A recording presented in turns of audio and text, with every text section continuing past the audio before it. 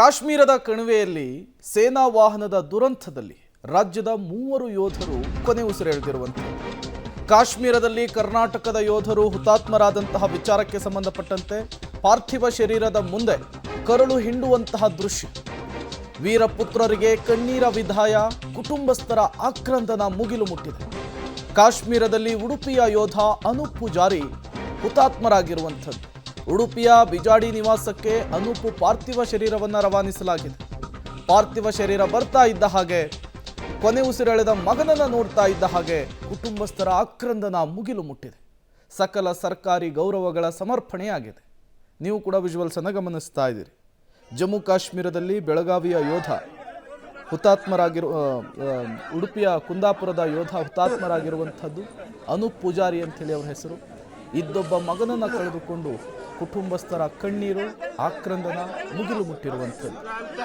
ಸುಮಾರು 12-13 ವರ್ಷಗಳಿಂದ ದೇಶ ಸೇವೆಗೆ ಅನೂಪ್ ಮುಂದಾಗಿದ್ರು.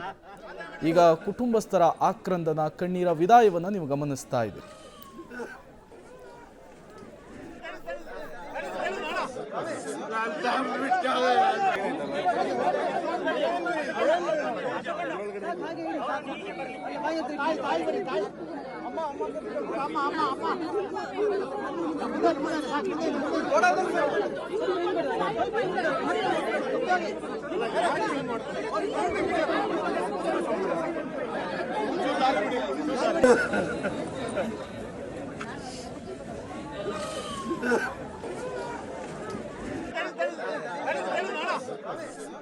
ನೀವು ಕೂಡ ವಿಜುವಲ್ಸ್ ಅನ್ನು ಗಮನಿಸ್ತಾ ಇದ್ದೀರಿ.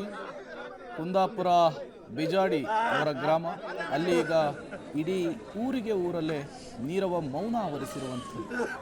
ಅನೂಪ್ ಪಾರ್ಥಿವ ಶರೀರ ನೋಡ್ತಾ ಇದ್ದ ಹಾಗೆ ಹೆಂಡತಿ, ಅನೂಪ್ ಅವರ ತಂದೆ, ತಾಯಿ ಎಲ್ಲರೂ ಕೂಡ ದುಃಖ ತಪ್ತರಾಗಿದ್ದಾರೆ. ಅವರ ಆಕ್ರಂದನ ಮುಗಿಲು ಮುಟ್ತಾ ಇರುವಂಥದ್ದು. ಮಗನ ಪಾರ್ಥಿವ ಶರೀರದ ಮುಂದೆ ಕುಟುಂಬಸ್ಥರ ಗೋಳಾಟ ಹೇಗಿದೆ ಅನ್ನೋದನ್ನು ಗಮನಿಸ್ತಾ ಇದ್ದೀರಿ. 2-3 ವರ್ಷಗಳ ಹಿಂದಷ್ಟೇ ಮದುವೆಯಾಗಿತ್ತು. ಒಂದು ಪುಟ್ಟದಾದಂತಹ ಮಗು ಕೂಡ ಇತ್ತು.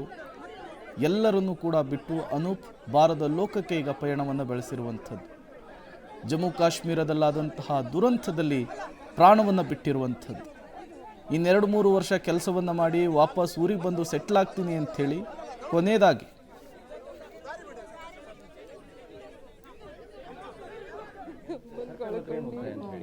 ಇಲ್ಲ, ನನ್ನ ತಮ್ಮನ ಹೆಂಡತಿಗೆ ಕೊಡಿಸಿ, ಚಿಕ್ಕ ಮಗು ಇದೆ, ಸ್ವಂತ ಮನೇನೂ ಇಲ್ಲ. ಅವನಿಗೆ ದಡಮ್ಮನ ಜೊತೆನೆ ಬೆಳೆದು ಬಂದಿದ್ದು. ನಾವು ತುಂಬ ಕಷ್ಟದಲ್ಲಿ ಬೆಳೆದವನು. ನಮ್ಮನ್ನು ಮದುವೆ ಮಾಡ್ಸೋಕ್ಕೋಸ್ಕರನೇ ಅವನು ಆರ್ಮಿ ಸೇರ್ಕೊಂಡಿದ್ದು.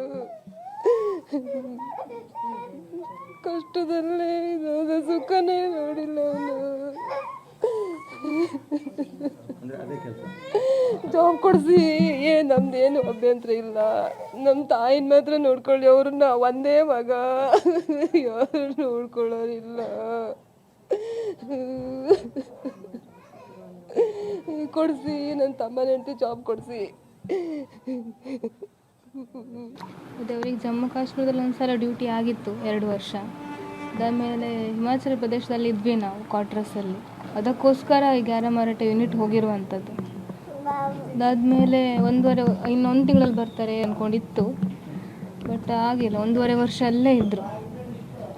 ಇವಾಗ ಯೂನಿಟ್ ಗುಜರಾತಿಗೆ ಹೋಗ್ಲಿಕ್ಕಿದ್ದದ್ದು ಅಷ್ಟೇ, 4 ತಿಂಗಳಲ್ಲಿ. ಅಷ್ಟು ಬೇಗ ಅಟ್ಯಾಕ್ ಆಯಿತು. ನಾನು ಅವ್ರಿಗೆ ಕಾಲ್ ಮಾಡಿದ್ದೆ.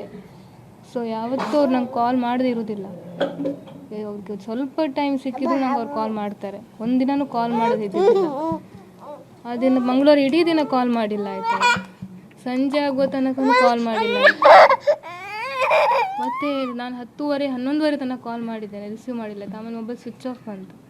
ನಂಗೆ ಗೊತ್ತಾಯ್ತು ನಂಗೆ ಏನೋ ಸಮಸ್ಯೆ ಆಗಿದೆ ಅಂದ್ಕೊಂಡು. ಗ್ಯಾರಮಾರಟದ್ದೇ ಬಿದ್ದಿದೆ ಅಂದ್ಕೊಂಡು ಗೊತ್ತು. ಬಟ್ ಇವರು ಅದರಲ್ಲಿ ಇರೋದಿಲ್ಲ ಅನ್ನೋ ಒಂದೇ ಹೋಪಲ್ಲಿದ್ದೆ ನಾನು. ರಾತ್ರಿ ನೋಡ್ತಿದ್ದೆ, ಆನ್ಲೈನ್ ಕಾಲ್ ಬರಲಿಲ್ಲ. ಆಮೇಲೆ ನಂಗೆ ಬೆಳಗ್ಗೆ ಗೊತ್ತಾಯ್ತು ವಿಷಯ.